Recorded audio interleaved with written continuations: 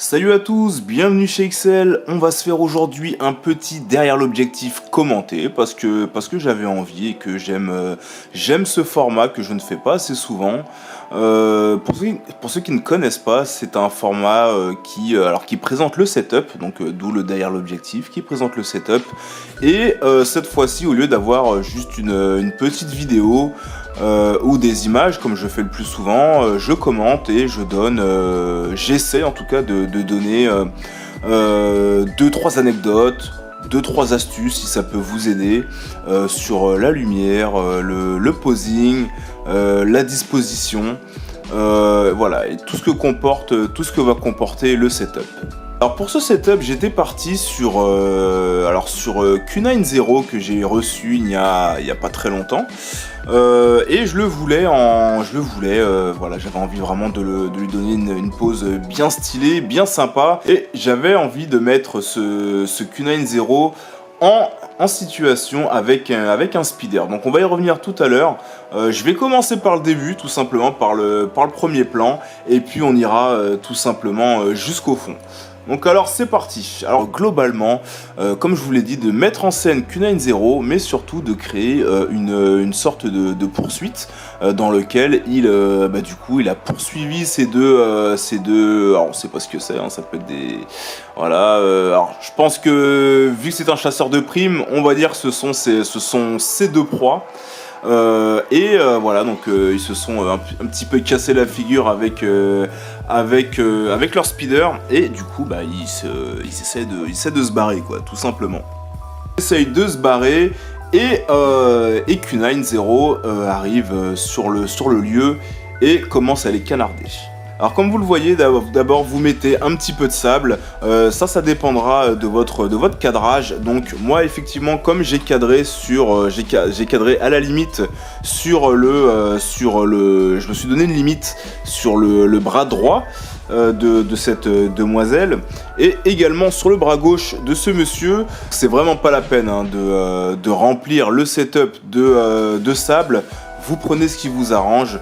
Vous cadrez tout d'abord et ensuite vous remplissez de sable et vous bouchez les trous, entre guillemets.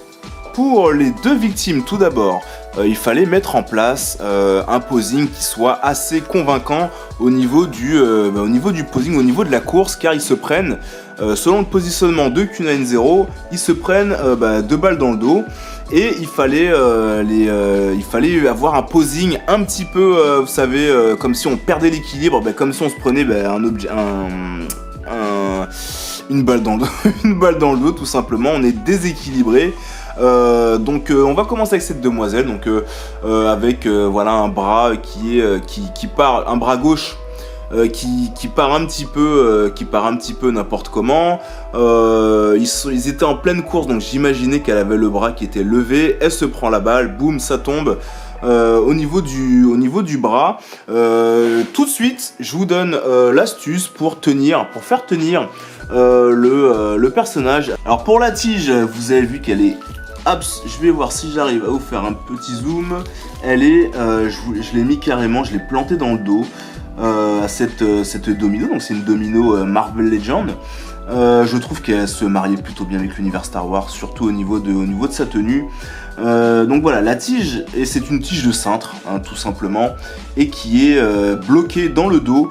Et ensuite, vous allez la faire tenir en équilibre. Donc vous voyez que c'est planté dans le sol, hein, et c'est ensuite à vous, avec le posing, de trouver l'équilibre pour qu'elle reste parfaitement équilibré. Et ensuite l'astuce sera de jouer avec l'angle. Vous voyez, donc on voit ici la petite barre, vous allez jouer avec l'angle, et avec l'angle, voici, moi je pense que ce sera mon angle final. Vous voyez qu'on ne voit plus la tige, car elle est cachée derrière la cuisse.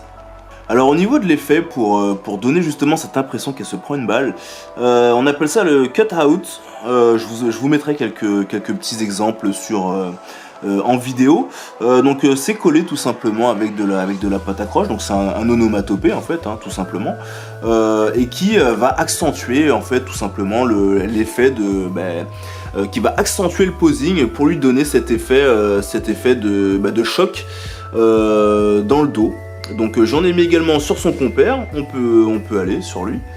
Donc son compère, alors évidemment l'intérêt de ce genre de setup, c'est de ne pas reproduire les mêmes mouvements. Donc chaque personnage est différent, il aura toujours une pose différente, une course différente, et son compère lui par contre il se prend la balle dans le dos, mais par contre lui là il est déjà quasiment en train de tomber. Vous voyez que la pose est complètement différente, et pareil pour l'onomatopée, il est au sommet de son dos, et vous voyez bien qu'à l'arrière vous mettez une petite pâte à croche, et vous avez votre effet de la même façon, et ça permet également d'éviter ce côté copier-coller qu'on peut parfois avoir. Donc c'est très appréciable quand on regarde ensuite une photo, ça leur donne toujours une personnalité propre. Je n'ai pas parlé également de la distance, mais je vous avouerai qu'entre ici et mon mur, on est sur plus d'1 mètre. Alors comme vous voyez, moi j'ai un bureau, j'ai mon bureau simple, et j'y rajoute des extensions. Donc vous voyez que j'ai mis une petite table de jardin. C'est une autre table Ikea que vous pouvez trouver à 15 balles, qui me permet, enfin c'était une ancienne, en fait c'était un ancien bureau, et ça me permet de faire une extension, comme ça je gagne beaucoup plus de profondeur. C'est comme ça que je travaille d'habitude, et c'est beaucoup plus appréciable car les shoots sont beaucoup moins, on perd cette impression d'avoir des éléments trop collés entre eux, ce qui parfois gâche la photo. On arrive ensuite sur le speeder, hein, que les deux Lascars ont utilisé. Le speeder a été évidemment éclaté par un shoot de monsieur. Alors du coup je l'ai démonté complètement. C'est le speeder des troopers dans le Retour de Jedi, les Scout Troopers, voilà, qui sont voilà, donc je l'ai complètement démonté. J'ai enlevé les pédales, j'ai enlevé également la partie qui est beaucoup plus longue devant. Donc de toute façon je pense que vous connaissez, hein. Mis à part ça, le speeder est en flamme, donc ça ce sont les effets de flamme, les Tamashi Effect, d'accord, qui seront ensuite sublimés avec votre lumière, car c'est toujours des effets qui sont à utiliser avec une bonne lumière derrière pour ensuite faire rejaillir tout ça, et c'est vraiment très intéressant. Pour ce qui est de Q90, alors il est sur son speeder, donc c'est un speeder qu'on peut trouver, alors qui en plus est à la taille 6, il n'y en a pas beaucoup des speeders comme ça. Ce sont les mashers. J'ai oublié le nom exact, mais ce sont les mashers quelque chose. il y a un nom avec masher. De la gamme Star Wars, il y a aussi Marvel qui font ce genre de gamme. Alors c'est une gamme qui est beaucoup plus ciblée enfant, mais le speeder avec un petit coup de custom, je vous mettrai, si j'y pense, je vous mettrai 2-3 exemples. Il match parfaitement avec les Black Series pour la taille 6. Donc il est en train de tirer, là c'est un effet, il me semble que ça c'est l'effet que Zeb a, la Black Series qui se met sur son bâton. Moi j'aime beaucoup cet effet là, ça donne vraiment un bel effet pour justifier un tir, j'aime beaucoup. Et enfin la particularité également, il fallait surélever un petit peu ce Q90 sur son speeder pour avoir cette impression de lévitation. Donc j'y ai mis, alors on verra pas beaucoup je pense au niveau de la photo, mais les détails ça compte. Donc voilà, donc là c'est du coton. Non, c'est pas du coton, c'est de la mousse de hotte qui est ensuite éparpillée, car le speeder fait un petit peu de lévite, donc fait un petit peu de poussière. Et enfin, pour qu'il soit en lévitation, je l'ai mis sur un espèce de petit cylindre qui va lui donner cette impression de lévitation. Et évidemment, vous allez faire comme pour madame. Alors, je suis revenu 2 secondes en arrière pour justement vous expliquer la présence du cylindre. Donc comme je vous l'ai dit, c'est pour avoir cet effet de lévitation. Et comme pour madame, ce sera ensuite à votre angle de jouer, vous voyez, donc je me sers du cadavre du speeder juste devant pour cacher le cylindre et avoir cet effet de lévitation. Donc au niveau des roches, bah écoutez, j'ai fait vraiment un amoncellement et pour gagner un petit peu d'auteur, vous voyez, elle est la plus grosse base. Il faudrait vraiment que j'investisse dans il faudrait vraiment que je prenne mon temps pour faire une très grande base, un très grand duo avec des roches. Car effectivement au niveau de la taille c'est pas trop ça je trouve. Alors voilà, du coup pour gagner un petit peu de taille, il est sur des mangas. Voilà, donc c'est pas trop mal, surtout qu'après il faut ensuite pouvoir camoufler ensuite les mangas. Donc vous voyez, il y a pas trop, on verra pas de toute façon, on ne verra pas, mais voilà, ça peut être une astuce, pourquoi pas. Et ensuite j'ai rajouté un petit arbre. Alors ça c'est un arbre qui a été mis, pareil pour gagner un peu de taille et de stabilité, qui a été mis sur une base Marvel Legends, je ne sais plus c'est quoi, il me semble que c'était un duo pour un personnage, mais je ne sais plus du tout. Voilà, alors on a évidemment deux grosses lampes, donc c'est deux grosses lampes de bureau qui vont éclairer derrière. Alors moi j'aime beaucoup les fonds blancs, je trouve que ça fait toujours beaucoup ressortir les figurines, et au niveau de l'éclairage ça se marie vraiment bien.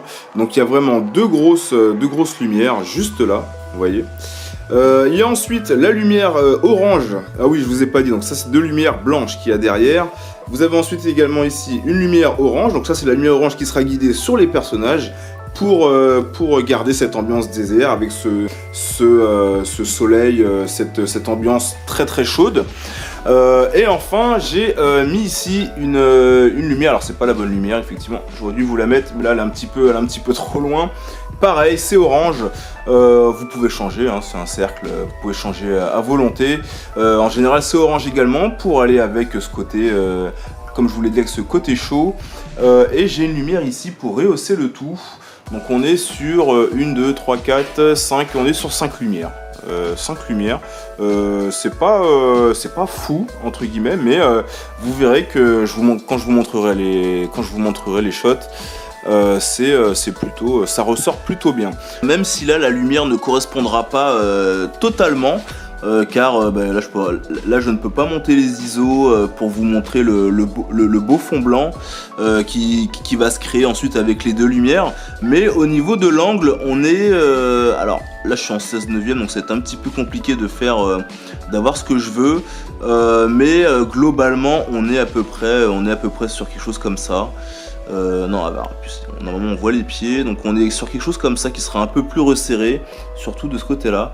Mais vous voyez le délire, quoi. C'était un petit setup que je voulais vous présenter, donc derrière l'objectif commenté. J'espère que ça aura pu vous aider, ou pourquoi pas vous faire découvrir peut-être 2-3 astuces de positionnement ou de posing. En tout cas c'est fait pour ça, hein, donc c'est vraiment fait avec plaisir. Donc voilà, bon, j'essaierai d'en faire d'autres derrière l'objectif commenté. C'est vrai qu'à chaque fois j'ai envie d'en faire des tonnes, et puis finalement je suis pris toujours par autre chose.